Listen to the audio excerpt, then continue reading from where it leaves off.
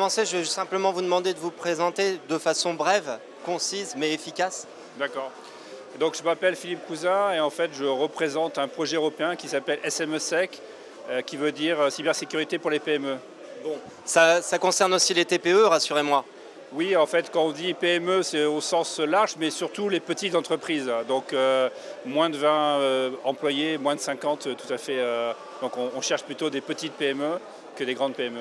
Vous nous cherchez pourquoi? En fait, on cherche à les accompagner pour aider à adresser les problèmes de cybersécurité. Donc, on travaille sur différentes solutions pour réduire les coûts, simplifier et surtout sur les aspects, adresser les aspects non techniques. C'est-à-dire pourquoi, donc on se rend compte que les PME, les gros problèmes de cybersécurité ne viennent pas toujours de problèmes techniques, mais viennent aussi de problèmes des comportements du personnel. Et donc on essaie de voir pourquoi le personnel n'adhère pas aux règles de cybersécurité, à faire des efforts pour la cybersécurité. Et donc on travaille avec des psychologues et on est en train de travailler sur un cybercoaching tool pour les aider à mieux comprendre les enjeux de cybersécurité et se préparer. On travaille aussi éventuellement sur peut-être une certification simple pour les PME, pour indiquer que le personnel a compris les enjeux de cybersécurité. Et en parlant avec AXA au niveau de l'assurance, ça peut être quelque chose qui peut intéresser les assurances pour gagnant-gagnant aussi, pour réduire peut-être des primes d'assurance de protection de cybersécurité par le fait que le personnel est plus au courant.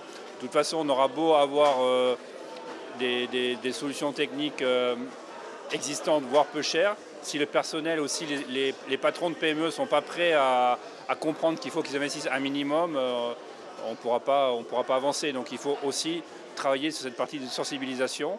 Et c'est pour ça que nous, on a beaucoup de solutions, beaucoup d'idées, mais il nous faut absolument rencontrer des PME.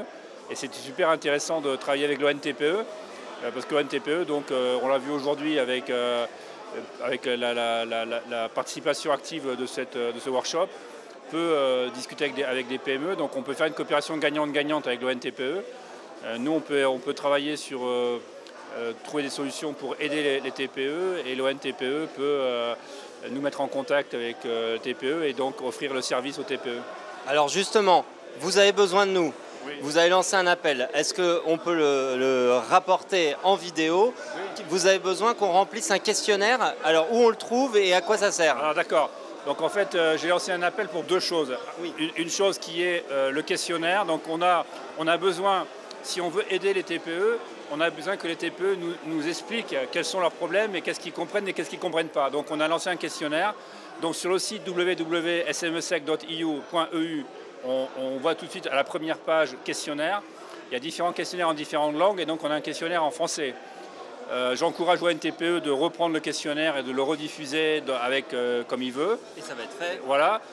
La deuxième chose, qui est aussi très positive, c'est qu'on a un ensemble de solutions techniques qu'on va offrir aux TPE, mais on a besoin d'être sûr que ces TPE comprennent le cadre, que ça va bien pour eux. Donc, on est prêt à investir de l'argent, donc on a à peu près 200 000 €.